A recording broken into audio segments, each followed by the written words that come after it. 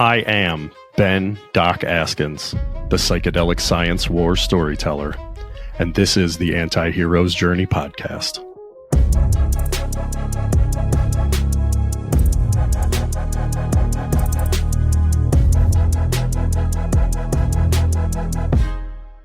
What's up, all you anti-heroes journeyers out there? This is Doc Askins coming at you with one more of these Q5 podcasts where I ask 5 of my favorite questions to some people on planet Earth that I think are cool. The person I got on planet Earth that I think's cool coming on the pod today is Shannon Duncan, the author of Coming Full Circle, Healing Trauma Using Psychedelics. It's a book that I read, that he read to me earlier this year via Audible audiobooks, and that I enjoyed so thoroughly I decided I'd write a review on my platform over at Brains Magazine. So if you go to my website, antiheroesjourney.com, and click articles, you can read the review I did of Shannon's book. I talk about part 1 a bit in the review, and then I talk a bit about part 2, but I say nothing about part 3, and there's a reason for that.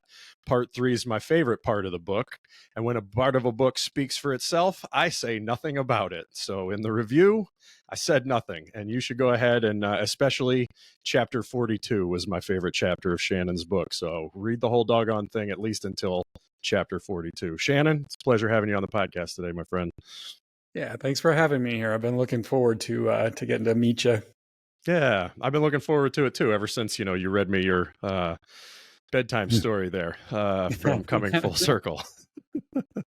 You know what? I'm going to do something that I haven't done before here too, because I think you might be able to handle getting question 0. I got questions 1 through 5 on this Q5 podcast, and I've been waiting for somebody to throw question 0 at. And everybody's afraid of curveballs, but you seem like the kind of guy that could knock a curveball out of the park.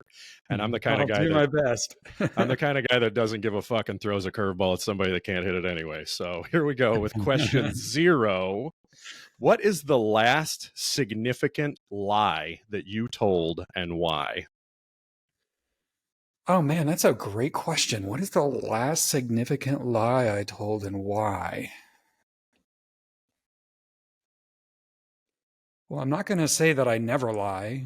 Sometimes it's just way more convenient. It's just as a practice, I generally try to be pretty upfront and as authentic as I can, and sometimes I end up oversharing in the process. But as you know, as you read my book, the last significant lie I told and why. Yeah, I want you to tell the truth about that lie, Shannon. Yeah, I totally will. If I can think of.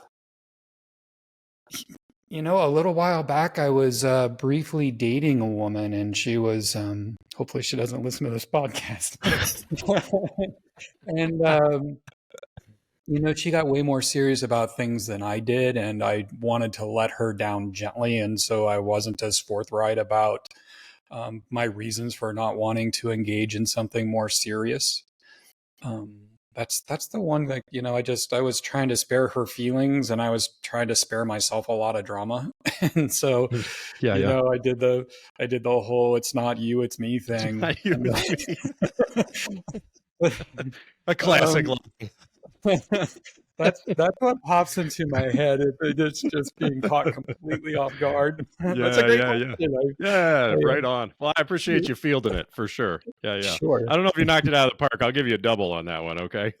Okay, yeah. I can't think of anything really significant I've lied about. Yeah.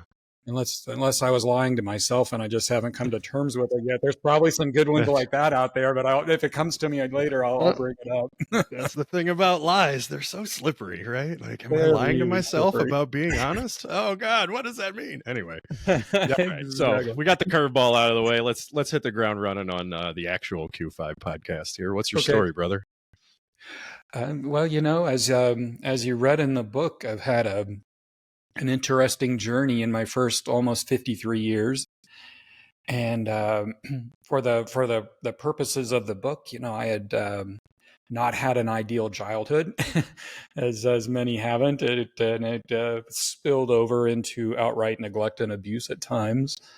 And I suffered for this for a very long time. And it wasn't even, traditional therapy helped me a lot, but it could only go so deep for me. And more casual psychedelic use really helped me out a lot, but it would only go so deep. And it's when I encountered this process of holding psychedelics in a truly medicinal way. And, that terminology gets way overused and way misapplied nowadays. And we can talk about that if you want. But for me, when I experienced psychedelics in a new way, in a way that was held in a way that really opened this inner door and let it go deep into the places that usually my psyche doesn't let anything anywhere near, that I started seeing what the real potential of psychedelics was. And so the book and my story is about my process of over 4 years of doing very regular, almost monthly, professionally guided psychedelic experiences, really big, phenomenal, across a wide range of different kinds of psychedelics, that brought me to a point of feeling like I have, 98% left my past behind. There's always scars left when you're wounded in that way, but my life doesn't pivot around those wounds like it did before. So that's kind of my story as far as, promoting this book goes. Yeah, that's that's massive, right? 98% feeling like your memories are all in place and they don't own you, you own them at this point, right? Is kind of what you're saying. Yeah, I could be lying to myself, but that's how it feels. Right, that's the trick. So far as I know, it's about 98%. At least it's feeling that way. Yeah. Well, that's outstanding. You mentioned being willing to expand on the term psychedelic and the way that gets used. Would you like to expand on that? Sure. Yeah. So, there's different ways to use psychedelics, and what most people are familiar with is in a recreational context. Maybe you're hanging out with friends, maybe you're at a Fish concert. One of my earliest experiences was at Grateful Dead concerts. I was never even a big Grateful Dead fan. I enjoyed it okay, but I like the scene and taking acid more. So okay, it was a good time, right? I remember seeing Fish like jump on a trampoline and play a vacuum cleaner like it was a musical instrument in concert one time, and I was like, "Oh yeah, these guys are pretty cool." Like I was straight sober the whole time, so that was entertaining. Like, oh yeah, the Dead are amazing. I guess if you're high, I don't really know, but the vacuum cleaner on the trampoline stuck out in my memory for sure. That's going to stand out in your memory. Then outside of recreational, you can have powerful insights. You can have these moments of, oh my God, I'm seeing myself or something about my life in a different way. And so that can make powerful shifts and changes all by itself. Just these moments of clarity that can come from psychedelic use. It's one of the, outside of just the trippy adventure that you go on, the insights are kind of the cool thing, right? Back before I knew anything about using psychedelics medicinally, if I was going to be by myself or I was going to go out with a friend, I would always check in and say, I wonder what I'm going to bring back with this from this experience, right? It was geared towards growth. It was geared towards learning more about me. And then there's more the expansive spiritual use, and that's most of what gets called healing. I'm gonna move my hands in some like air quote show. That's most of what gets called healing nowadays. Is people open these churches and they hold these opportunities for people to come and have an experience of the psychedelic space, and sometimes people in those things will cry or they'll purge, or they'll have these cathartic releases, and that's powerful, and that's an amazing experience. But it mostly stays cognitive. It's this big expansive cognitive experience, again with deep insights. You're taking an intention into it that you want it to help you to grow, and those are very powerful experiences too. And then there's another way. And this is something that I learned later on. This is something that I learned with my first guided 5-MeO DMT experience. And there's this, I've used this terminology in other podcasts, but there's this locked door, and it's something that your psyche stands guard over. And behind that door are your insecurities and your pains, what Jung would have referred to as your shadows, the things that get locked away so you don't have to directly confront them in everyday life. And usually there's quite a bit of fear associated with going through that door. I know there sure was for me over and over and over again, and there still can be sometimes.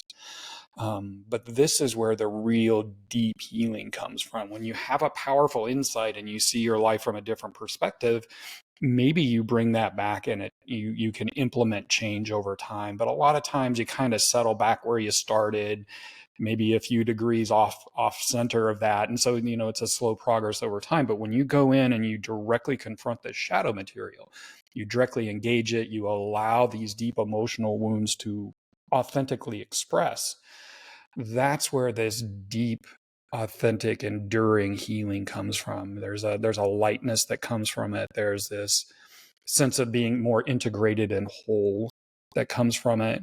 When the thought of healing is mostly cognitive, you don't often get that sense of integration. You don't often get that sense of actually having evolved, actually having changed. But when you can go through that door, and do deep, authentic medicine work, the changes, the shifts and changes are profound. They're not usually instant. I mean, you can have an instant release, that feeling of catharsis, but more often than not, you go through your integration period after your psychedelic experience, and then months down the road, you realize, whoa, I feel substantially different from that experience. And that's really the three primary levels that I engage with, that I understand for working with psychedelics. I believe that there's another for deep spiritual work that is beyond. It's kind of both the expansive. It's getting bigger but going deep. But that's not one that I've explored as much so far. Yeah, give me those three. What were the three things, and then the fourth one's this spiritual consciousness raising sort of thing. Yeah, so there's recreational use where it's usually meant to Recreational. be fun, and so your psyche is keeping you from going deep. And usually, if Yeah. the psychedelics accidentally let something out from deep, that's what people call a bad trip. It's just Okay. emotions Okay. that are a little too strong. It's a little too scary. They're not in a place Gotcha. where they can really manage it. Yeah. You That's thought my you were perspective going on a on it. wooden roller coaster, and it turned out to be one of those metal ones with the loop-de-loops in it. Got it. Okay. Like that, yeah. And then there's what I labeled expansive. I was just looking for words that would Okay. be descriptive, and that's where you're intentionally looking to grow and expand, but not necessarily looking to lock horns with your own shadows. Okay. And then there's medicine work, which is where you're actually taking the psychedelic and you're allowing the psychedelic to move into your emotional body as well as your Okay. intellect, as Okay. well as on a And that's where cognitive level. you were talking about shadow work at kind of level 3, and then Yeah, that's where you're going deep, and where stuff gets very real very fast. I mean, the emotions that come up can want to take over, the terror, the shame, the whatever it is, and okay. it's a lot, and it's the most powerful healing modality I've ever encountered, and as far as Sure. trying to heal emotionally, to heal a wounded psyche. That's Okay. where the real work happens, and it doesn't tend to usually happen like in group work or in churches, psychedelic Hmm. churches that pop up. That's more expansive work. Not to say somebody can't heal that way, but Hmm. it's this direct confrontation of the self that works best if you've got somebody sitting with you, a guide sitting with you that is qualified to do so, and they've done their own work, so their stuff isn't getting tangled up with your stuff as can Oh yeah. happen. um, and that's where I personally have done the bulk of my growing, is in that medicine workspace. And that's why I wrote Coming Full Circle, because so few people seem to know that third option exists. Very often we try very hard to deny the fact that there's scary places to go into. We don't want to think Yeah. about it. Yeah. Yeah. And I wanted people that are investigating this option to heal to have Hmm. the opportunity to understand there is more that can be had, and to understand what it looks like, so you can make that choice if Okay. that's something Yeah. you want to pursue.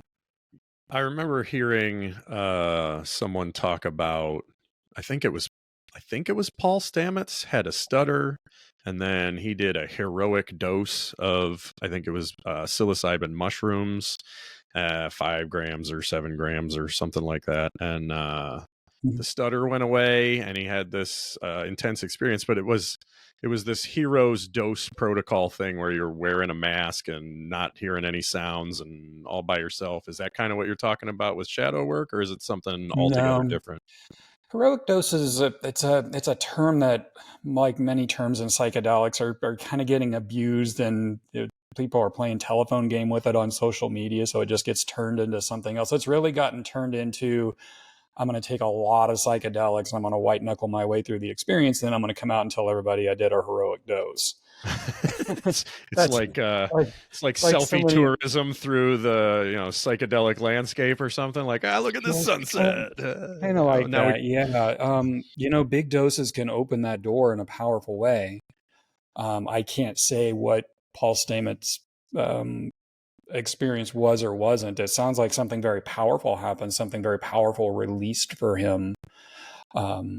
If that story is true and that this is what happened, I don't have any reason to doubt it. But heroic dose, I mean, there's like places in South America and Central America that are offering heroic dose retreats and things like that. And so, if you'll be able to do deep work in those environments, I kind of doubt it. You got to feel really, really safe. Your psyche has to feel really, really safe before it'll let you into those very vulnerable places, even on psychedelics. And I have done a lot of incredible deep work, not on heroic doses. I mean, I've been on doses as high as 8 grams of mushrooms. That's as big as I've gone. But I wasn't, it wasn't chest thumping. I wasn't even thinking of the term heroic dose. It's just what felt called for that day was getting in a little bigger, getting my brain offline and out of the, my mind offline and out of the way so things can happen. But I've also worked on 3 grams of mushrooms many, many times. And it's a powerful experience. So it's really not dose dependent. It's deep, authentic intention dependent. You think the set and the setting are the primary movers rather than the dose amount itself in that regard? It's all combined together, and it's all a manifestation of your authentic intention. Because you can say I want to go deep, but deep inside you might be saying, hell no, I'm not going deep. We convince ourselves of things all the time, but if the pull to grow and the pull to heal is coming from those wounded aspects of the psyche, then you can trust that intention. And when I can connect to that, and that's what's manifesting, then I know what medicines I want to work with and at what dosages. And then the setting is always just where I can feel the most safe, to let my guard down the most that I can. And so that really manifests in the setting that I'm in, which if I was in a group, it would be very difficult, if not impossible. And who I'm working with. And I have a medicine guide that is just amazing. She's a licensed therapist. She's highly, highly trained in working with trauma. But just as important as that, if not more important, because I don't think somebody needs to be a licensed therapist. Most licensed therapists have no business working with psychedelics, with other people with psychedelics that I've ever met. But she's done her own deep work. So she's gone as deep and deeper as where I'm trying to go, so she can hold that space open authentically. And that is what allows the deep work that I do to be possible.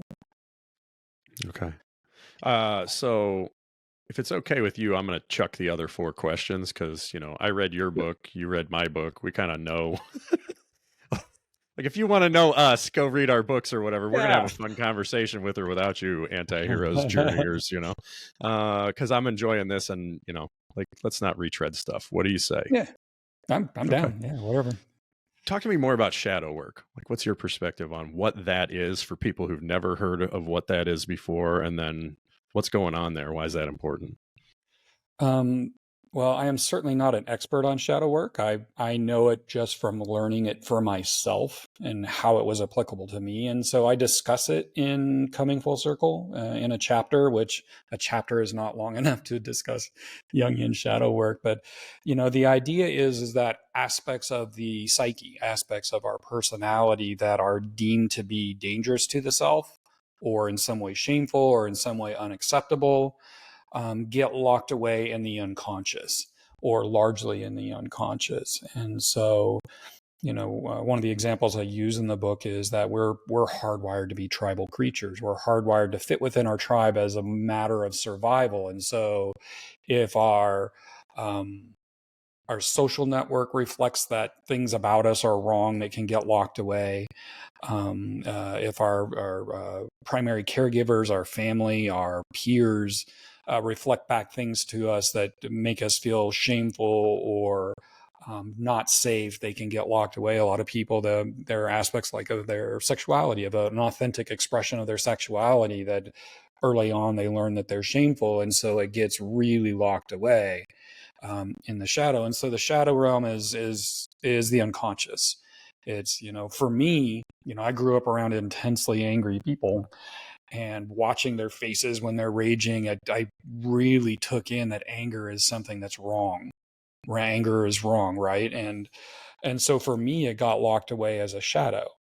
So for me, I would be passive until I exploded. So shadows don't go away. Shadows are puppet masters. They live in the background. And so anger for me would either come out as rage or it would come out very passive aggressively.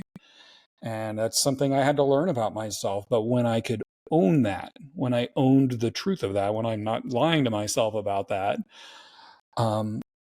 anger became more of just a natural functioning of my psyche. And so I had this range where anger wasn't like a punishing thing. It was, it's what helped define my own personal boundaries. And so, it's anger doesn't have to be intense. Anger can be very subtle. And it's a natural part of being a human being. And when any aspect of it, and when any aspect of your normal human functioning, your normal emotional functioning gets labeled as shameful, or that having it is going to put you in danger within your tribe, that's what gets locked away. And that's where things start getting a little weird and a little wonky, especially around sexuality. And so recognizing your shadow material, recognizing what you're ashamed of, what you're insecure about, what some part of your mind thinks can't be, and then bringing those back into the whole of you makes you a more authentic and whole person. The less you have aspects of your just normal aspects of yourself hidden away from yourself, hidden away from other people, the less authentic you get to be, the less whole you get to be. And I have found, as I've done this shadow work, especially with psychedelics, that my sense of my being has gotten dramatically lighter. It's just, I feel more whole. I feel more lit up from within.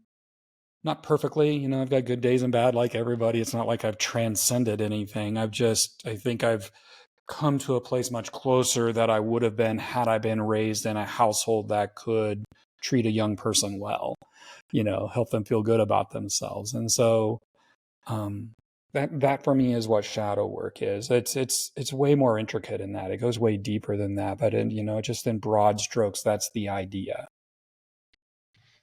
Yeah, that's super helpful. Everything you had to say there about tribes and anger and shame was interesting to me. I spent some time a few lifetimes ago, back in my 20s, living with some tribal folks in East Africa, and the cultural differences there were super interesting because anger was kind of the unforgivable sin in that people group. Like if you were publicly angry, you could get ostracized and shunned and nobody wanted anything to do with you. Yeah. Meanwhile, lying was kind of completely accepted, especially to outsiders. Like if I, as not a member of the tribe, showed up and said, hey, I thought the church was to the north, and I point up there, and I said, yeah, it's up that way. And because of the way that I asked, they wouldn't want me to feel ashamed for pointing in the wrong direction and saying it's up that way. They tell me, oh yeah, it's definitely right up that way, even though it's the exact opposite direction and it's to the south, because they want to save face for me and not embarrass me as an outsider. It's not lying like to like trick outsiders and screw those guys. It's lying to like be hospitable to silly Americans who would ask questions in stupid ways, pretending that we know where something is when we don't Yeah. actually, instead of just being humble and saying, hey, where's the church? And then they would have told me the truth. I had to like Yeah. insert a little, I know where it is, but I Yeah. also don't know where I is. And that would get me into trouble, right? So you couldn't be Exactly. angry out loud, but you could lie about all sorts of things to be hospitable. And that was just like such a different, Yeah. worldview from my own that I had to learn a whole lot about. Hmm. And that would mean having like a whole different shadow, right? Like the people in that tribe, the shadow would look a lot different than the people in my tribe here in America, right? Yeah, there's cultures where it's perfectly acceptable for heterosexual men to walk around holding hands. Yeah, I But held hands with those guys all the time. We'd yeah, walk around yeah, holding and there's hands nothing all wrong over with the that, place, right? and it was totally normal. Yeah, Yeah, yeah. it's just human interaction, right? But in our American society, that's usually met with a fair amount of shaming, or people would Right. feel Yeah, ashamed I to still do wouldn't it. do that around here with my best friend, right? But like Right. over Yeah. there, Yeah. It yeah, just it was totally feels normal. weird. So that in a way is maybe not purely a shadow, but it's pointing in the direction of it, right? It's like, here's social conditioning, but sometimes that social conditioning really causes the self to be like broken. Pieces got to be broken off and shoved away because we can't have that. I think a lot of people who are, especially in our society, people who are homosexual have had to shadow aspects of themselves, and people who fully shadowed those sexual aspects of themselves and stayed in denial for themselves would have that build up and pressure and come out in unfortunate ways or in damaging ways. Um, yeah, shadow work is fascinating. I've actually thought about a future book that delves into exploring shadows with psychedelics, but I want to partner with somebody who's truly an expert, truly, like a practitioner that's been working with shadow work for a very long time, so that we can get a really thorough, not me saying what sounds good to me explanation of it as Right, I'm right, doing right. this exploration Yeah. in myself, and Yeah, that's using interesting. myself kind of as the guinea pig again, just talking about my process of discovery and what that looks like, and then maybe having that countered with somebody who deeply understands shadow work from a clinician perspective to help make it all really more concrete and understandable. I think it'd Yeah. be a really interesting book. I'd love to read that book. I am far from a shadow expert, or like I read a lot of books. That's my thing. Like I read a lot of books, but like Yeah, being an actual practitioner, there's a big difference between reading Carl Jung and understanding Carl Jung, right? And yeah, reading about shadow work and doing your own shadow work, and then actually holding space for someone that is doing their shadow work. These are all it's very, very different things, right? very different. Um, I have my own way that I engage that occasionally with patients, carefully, but it's kind of eclectic. And maybe I'll get your opinion on it anyway. A Sure. couple of non-experts will just throw this out there because it's only a Yeah. podcast. There's no professional advice being given. No doctor-patient relationship has been formed, primarily because I'm not a doctor, but also because you're not my patient just by listening to this silly podcast. But anyway, I had some training, again, 5 or 6 lifetimes ago, in the military on what they call human intelligence collection, where, like they call it lie spotting or lie detecting or some of that sort of stuff, where Mhm. you're trying to read body language, right? Trying to figure Mhm. out, and there's no actual way to tell from looking at somebody, micro expressions on their face or their posture or whatever, whether Yeah. somebody's lying or not, but there's ways of gauging comfort levels. You ask Mhm. somebody a question like, tell me about the last significant lie that you told, and then you watch real closely to see how comfortable or uncomfortable they are during their entire answer. And the Yeah. more comfortable they become, the more likely it may be that they're not lying, or that they've gotten really comfortable with the particular lie that they're telling at this point, right? It's not an exact science It's not by an any exam. stretch of the imagination, but there's a whole lot of art that goes into it. But one of the things that they taught us was that the feet are the most honest part of a person's body during questioning, because you're least conscious of what you're doing with them while you're thinking about a lie to tell, or even just trying to remember an honest narrative to explain to somebody. If somebody's That's sitting in a interesting. chair and they take their feet and slide it away from you, that shows a certain level of discomfort. Whereas leaning back and showing the bottom of your foot to somebody shows a certain level of comfort. Bouncing That's your interesting. leg is comfortable or uncomfortable, hyper or not hyper, took your Adderall today or didn't take your Adderall today, right? Like, you don't know whether they're lying or not, but you can gauge a certain amount of whether they're being comfortable or uncomfortable while they're talking based on what they're doing with their feet. And there's no real easy way to talk about shadow work in terms of embodiment, right? Like, that's the nature of the unconscious, is you don't have easy access to it. Yeah. You can't like do somatic experiencing therapy for shadow work because you don't have a shadow in your soma in some biologically anatomical way to access it. But I think maybe the place that your shadow literally connects to your body is either going to be your feet if you're standing up, or your, bottom if you're sitting down, or your back if you're laying all the way down. That's where your shadow connects to you. And I wonder about like paying attention to the parts of your body that you don't normally pay attention to. What does it actually feel like to stand on this particular object, or to sit on that particular object? Or, walking in the grass is different than walking on the carpet, is different than walking on broken glass, etc. That there may be a way to gain access to the shadow through an embodied perspective that accesses the places where your physical shadow touches your physical body. But I don't know. What do you think about all that nonsense from a complete amateur? That's an interesting perspective. I've never thought of it in that way. A lot of times, at least my own experience and how I came to understand it was, emotional wounding and the emotional wounding and shadows are very often the same thing, or they're very often in tangent to each other.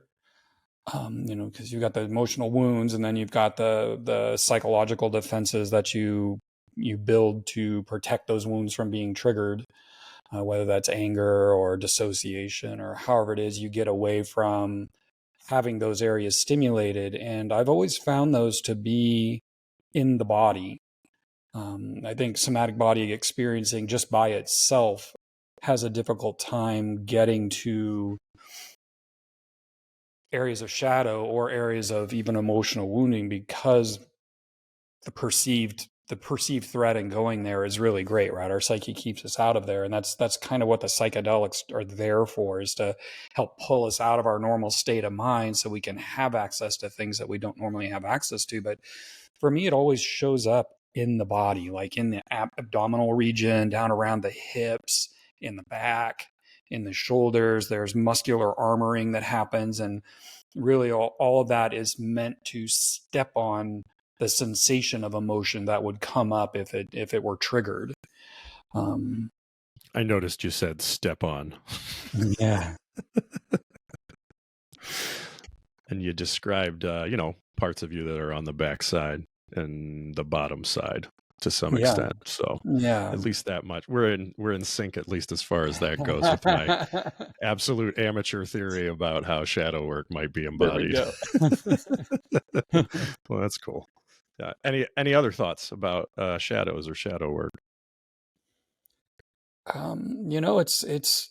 It's challenging work, and doing emotional healing in a competent psychedelic guided session brings a lot of shadow work healing all on its own. Just a lot of these things, because you get a sense of shame about something, and it is hidden away, and you give expression to that shame, and all of a sudden not so much of it is hidden away anymore, and access to it again is easier to get to the next time, as you're going ever deeper. So, psychedelic emotional healing work, especially trauma work, isn't directly shadow work, but they parallel each other so much that both seem to happen a lot. And it's pretty obvious when it starts to happen if you're being very mindful of yourself, and you unbury one thing, and all of a sudden here's this realization of, oh my God, I see how this is working now, and why I would behave in that way. You get these insights and understandings as you're doing the emotional releases.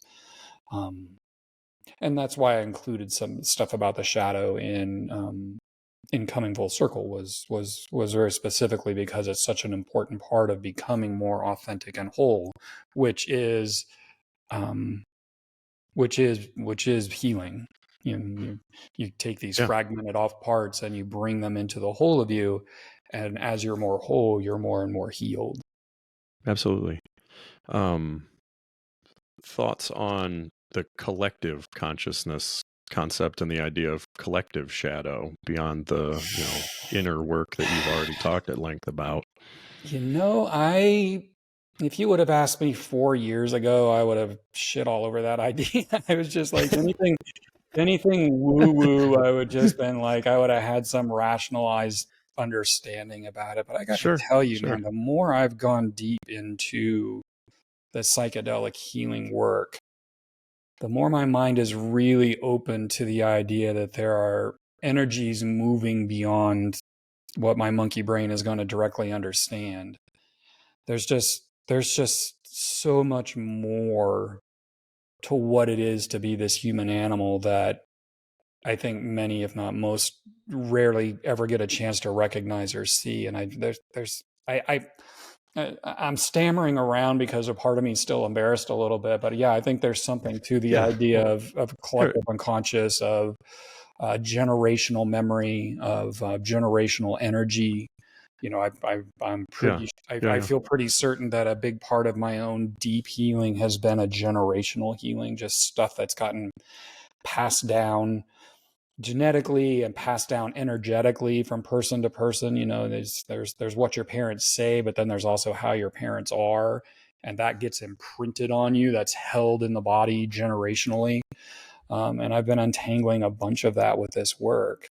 I'm actually, I was just talking about this on the George Monty podcast, but I'm actually going. George. Shout out to George. I like George. I'm going to my first group psychedelic experience in a very, very long time. I've only ever done one other. And I'm actually going to Peru to do this 7-day, 5-ceremony experience with ayahuasca with this place that is highly regarded. Yeah, my good friend Diego, who is getting ready to put out a book on his own. He's a Navy SEAL or an ex-Navy SEAL, and he talks about leadership, and he's talked about how psychedelics really helped him come forward. And his book's coming out soon. I think it's going to be really good. Nice. But he takes veterans down. Do you know the name of it? Where can we get it? Like, hook Diego up here. Where do I buy his book?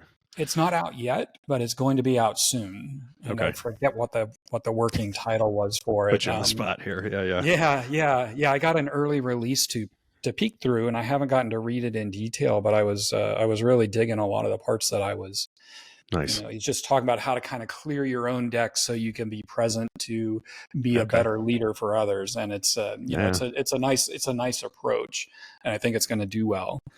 The Jocko of psychedelics, special on front, but or something the reason like I that. bring him up is he was telling me about this place that he takes this company that he takes veterans down to have ayahuasca experiences, and how profound it was. And I was really reluctant to go travel and do an ayahuasca experience unless I had a referral that I trusted, and I really trust his judgment on this. And so I signed up, and I want to do. Yeah. You're going to see the ayahuasca. Huh? Cool. While I'm there, but I'm both excited and terrified, and it's going to be an interesting experience for sure. But that's me moving into, instead of being so myopically trauma focused, I'm starting to look to psychedelics to see, well, what's my place in the universe? What are my beliefs around higher powers and spirituality? Because a lot of that is all kind of tangled up, and it's a mess in there. And so I'm just looking to, I have a sense of a connection to all that is, whatever that is. I have that powerful connection that I made in 5-MeO-DMT, but I feel like there's more. And so I'm looking to open and expand, but not expand from the head, expand from the body, expand from my connection to life. And so I was strongly compelled to pursue this ayahuasca thing. So that's what I'm going to go do. That's exciting. Well, exciting and terrifying.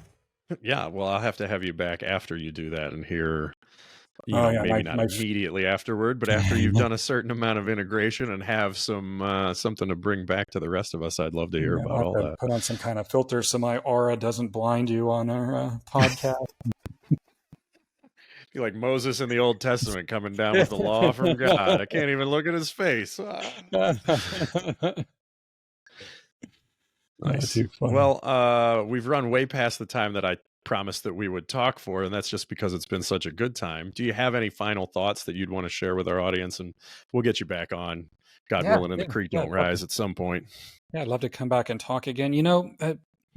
My whole purpose in writing Coming Full Circle and my whole purpose in bothering to promote and do podcasts like this and I hope to go do some public speaking as well is that if somebody's looking to heal from psychedelics, if things have gotten to a point where they're willing to bravely step up and try this kind of healing, I just really wanted them to understand what it actually looks like because there's a lot of bullshit information about it out there. There's just a lot of cheerleading for the magic bullet that is psychedelics, and it just doesn't work that way.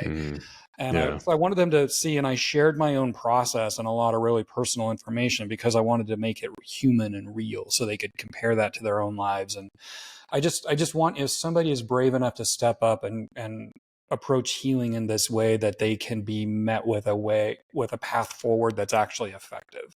And a lot of what's being pushed out as psychedelic treatment right now isn't. A lot of what's being offered is being offered by people that have never actually done deep work themselves, so they can't speak to it with any authenticity. And so that's really all I was trying to get across in Coming Full Circle is helping people get real help for themselves. And hopefully I met with some success with that. So, Well, I think it came through to me loud and clear, and that's part of thanks. why I wrote the review, part of why I invited you on the podcast. So I think you succeeded at least with one person. Oh, thank you. I imagine you could succeed with practically anyone, though. Yeah. Well, it's been a pleasure having you on the podcast today, my friend. Yeah, likewise. Thanks for having me. Absolutely. Doc out.